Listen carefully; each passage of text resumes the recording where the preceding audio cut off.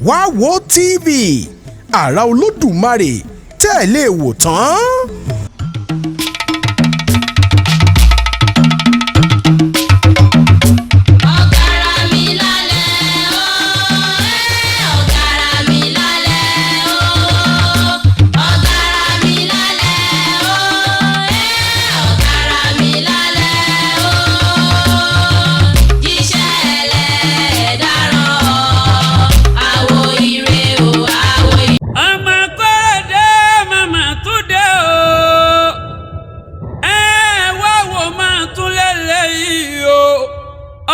Pínpín iṣẹ́ ìwádìí ara tó bá dáníwáyé gbé kalẹ̀ sáyé akọ́rẹ́dé Mr. Yédùn àgbá ìjọpọ̀ iṣẹ́ ìwádìí èyí tó pè ní ẹ̀wá wo ló gbédè.